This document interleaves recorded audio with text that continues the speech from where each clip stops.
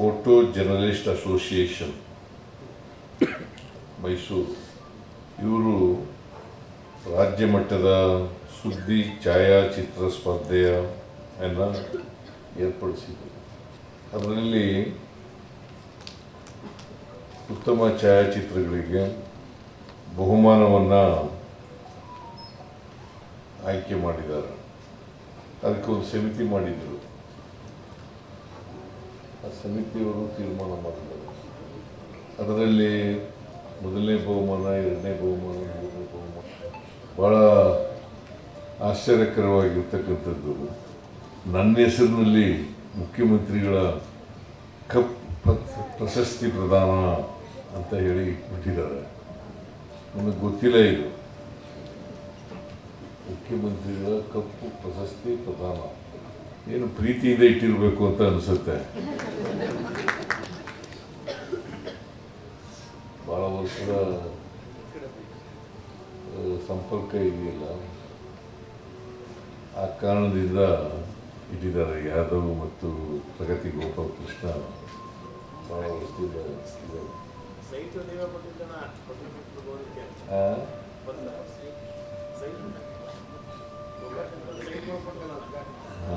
ಪತ್ರಕರ್ತರು ನಾವು ಪ್ರಜಾಪ್ರಭುತ್ವದ ವ್ಯವಸ್ಥೆಯಲ್ಲಿ 4ನೇ ಆಧಾರ ಸ್ತಂಭ ಅಂತ ಕರಿತೀವಿ.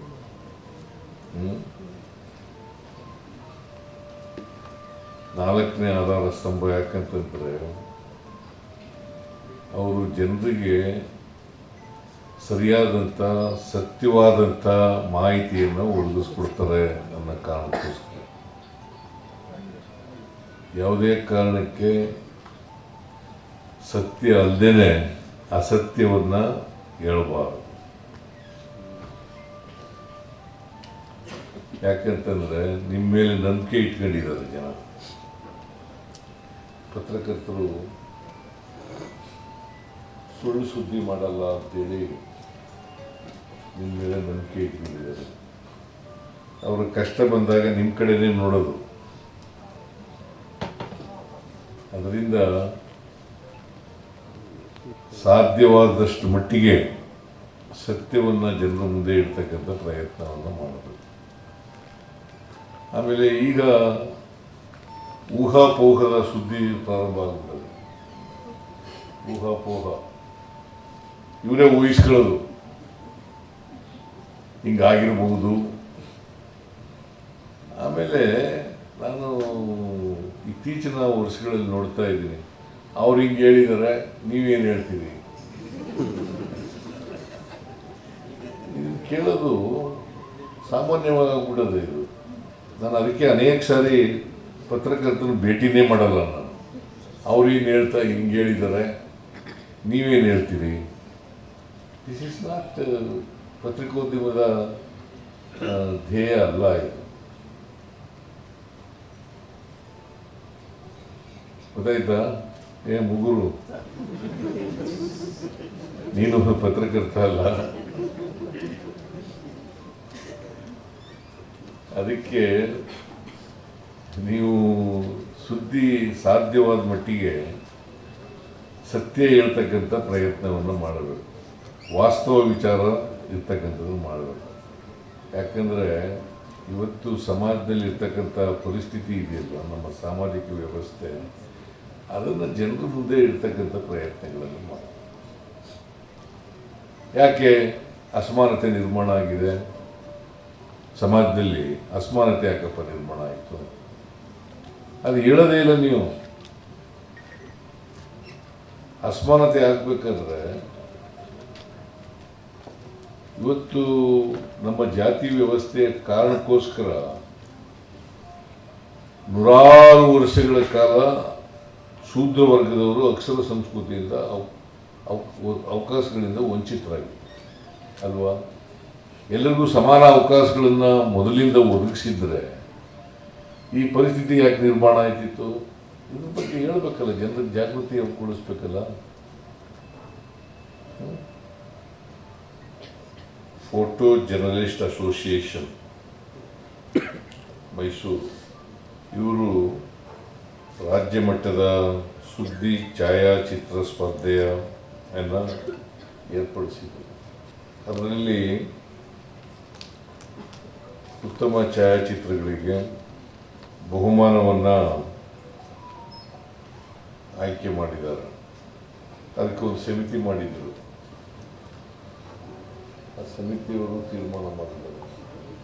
ಅದರಲ್ಲಿ ಮೊದಲನೇ ಬಹುಮಾನ, ಎರಡನೇ ಬಹುಮಾನ, ಮೂರನೇ ಬಹುಮಾನ ಭಾಳ ಆಶ್ಚರ್ಯಕರವಾಗಿರ್ತಕ್ಕಂಥದ್ದು.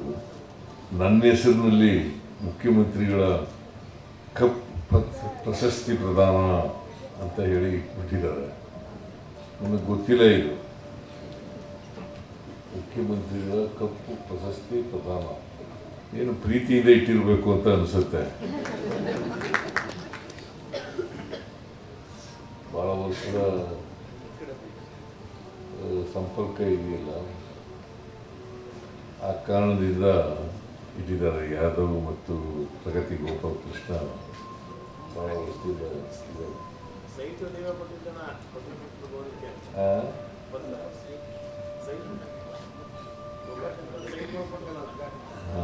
ಪತ್ರಕರ್ತರು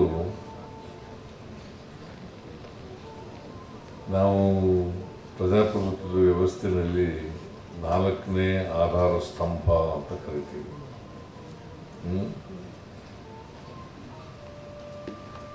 4ನೇ ಆಧಾರ ಸ್ತಂಭ ಯಾಕಂತಂದರೆ ಅವರು ಜನರಿಗೆ ಸರಿಯಾದಂಥ ಸತ್ಯವಾದಂಥ ಮಾಹಿತಿಯನ್ನು ಒದಗಿಸ್ಕೊಡ್ತಾರೆ ಅನ್ನೋ ಕಾರಣಕ್ಕೋಸ್ಕರ ಯಾವುದೇ ಕಾರಣಕ್ಕೆ ಸತ್ಯ ಅಲ್ಲದೇ ಅಸತ್ಯವನ್ನು ಹೇಳಬಾರದು. ಯಾಕೆಂತಂದರೆ ನಿಮ್ಮ ಮೇಲೆ ನಂಬಿಕೆ ಇಟ್ಕೊಂಡಿದ್ದಾರೆ ಜನ. ಪತ್ರಕರ್ತರು ಸುಳ್ಳು ಸುದ್ದಿ ಮಾಡಲ್ಲ ಅಂತೇಳಿ ನಿಮ್ಮ ಮೇಲೆ ನಂಬಿಕೆ ಇಟ್ಕೊಂಡಿದ್ದಾರೆ. ಅವರ ಕಷ್ಟ ಬಂದಾಗ ನಿಮ್ಮ ಕಡೆನೇ ನೋಡೋದು. ಅದರಿಂದ ಸಾಧ್ಯವಾದಷ್ಟು ಮಟ್ಟಿಗೆ ಸತ್ಯವನ್ನು ಜನರ ಮುಂದೆ ಇಡ್ತಕ್ಕಂಥ ಪ್ರಯತ್ನವನ್ನು ಮಾಡಬೇಕು. ಆಮೇಲೆ ಈಗ ಊಹಾಪೋಹದ ಸುದ್ದಿ ಪ್ರಾರಂಭ ಆಗ್ಬಿಟ್ಟದೆ. ಊಹಾಪೋಹ ಇವರೇ ಊಹಿಸ್ಕೊಳ್ಳೋದು, ಹಿಂಗಾಗಿರ್ಬಹುದು. ಆಮೇಲೆ ನಾನು ಇತ್ತೀಚಿನ ವರ್ಷಗಳಲ್ಲಿ ನೋಡ್ತಾ ಇದ್ದೀನಿ, ಅವ್ರು ಹಿಂಗೆ ಹೇಳಿದ್ದಾರೆ, ನೀವೇನು ಹೇಳ್ತೀರಿ? ಇದನ್ನು ಕೇಳೋದು ಸಾಮಾನ್ಯವಾಗ್ಬಿಡೋದು ಇದು. ನಾನು ಅದಕ್ಕೆ ಅನೇಕ ಸಾರಿ ಪತ್ರಕರ್ತನ ಭೇಟಿನೇ ಮಾಡಲ್ಲ ನಾನು. ಅವ್ರು ಏನು ಹೇಳ್ತಾ ಹಿಂಗೆ ಹೇಳಿದ್ದಾರೆ, ನೀವೇನು ಹೇಳ್ತೀರಿ? ದಿಸ್ ಇಸ್ ನಾಟ್ ಪತ್ರಿಕೋದ್ಯಮದ ಧ್ಯೇಯ ಅಲ್ಲ ಇದು.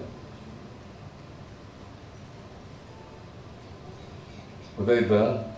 ಮುಗುರು, ನೀನು ಪತ್ರಕರ್ತ ಅಲ್ಲ. ಅದಕ್ಕೆ ನೀವು ಸುದ್ದಿ ಸಾಧ್ಯವಾದ ಮಟ್ಟಿಗೆ ಸತ್ಯ ಹೇಳ್ತಕ್ಕಂಥ ಪ್ರಯತ್ನವನ್ನು ಮಾಡಬೇಕು. ವಾಸ್ತವ ವಿಚಾರ ಇರ್ತಕ್ಕಂಥದ್ದು ಮಾಡಬೇಕು. ಯಾಕಂದರೆ ಇವತ್ತು ಸಮಾಜದಲ್ಲಿ ಇರ್ತಕ್ಕಂಥ ಪರಿಸ್ಥಿತಿ ಇದೆಯಲ್ಲ, ನಮ್ಮ ಸಾಮಾಜಿಕ ವ್ಯವಸ್ಥೆ, ಅದನ್ನು ಜನರ ಮುಂದೆ ಇಡ್ತಕ್ಕಂಥ ಪ್ರಯತ್ನಗಳನ್ನು ಮಾಡಿ. ಯಾಕೆ ಅಸಮಾನತೆ ನಿರ್ಮಾಣ ಆಗಿದೆ ಸಮಾಜದಲ್ಲಿ? ಅಸಮಾನತೆ ಯಾಕಪ್ಪ ನಿರ್ಮಾಣ ಆಯಿತು? ಅದು ಹೇಳೋದೇ ಇಲ್ಲ ನೀವು. ಅಸಮಾನತೆ ಆಗಬೇಕಾದ್ರೆ ಇವತ್ತು ನಮ್ಮ ಜಾತಿ ವ್ಯವಸ್ಥೆಯ ಕಾರಣಕ್ಕೋಸ್ಕರ ನೂರಾರು ವರ್ಷಗಳ ಕಾಲ ಶೂದ್ರ ವರ್ಗದವರು ಅಕ್ಷರ ಸಂಸ್ಕೃತಿಯಿಂದ ಅವಕಾಶಗಳಿಂದ ವಂಚಿತರಾಗಿದ್ದಾರೆ ಅಲ್ವಾ? ಎಲ್ಲರಿಗೂ ಸಮಾನ ಅವಕಾಶಗಳನ್ನು ಮೊದಲಿಂದ ಒದಗಿಸಿದ್ರೆ ಈ ಪರಿಸ್ಥಿತಿ ಯಾಕೆ ನಿರ್ಮಾಣ ಆಯ್ತಿತ್ತು? ಇದ್ರ ಬಗ್ಗೆ ಹೇಳ್ಬೇಕಲ್ಲ, ಜನರಿಗೆ ಜಾಗೃತಿ ಕೊಡಿಸ್ಬೇಕಲ್ಲ. ಹೆಚ್ಚಿನ ವಿಡಿಯೋಗಳಿಗೆ ಪ್ರತಿಧ್ವನಿ ಯೂಟ್ಯೂಬ್ ಚಾನೆಲ್ ಸಬ್ಸ್ಕ್ರೈಬ್ ಮಾಡಿ, ಬೆಲ್ ಐಕಾನ್ ಕ್ಲಿಕ್ ಮಾಡಿ.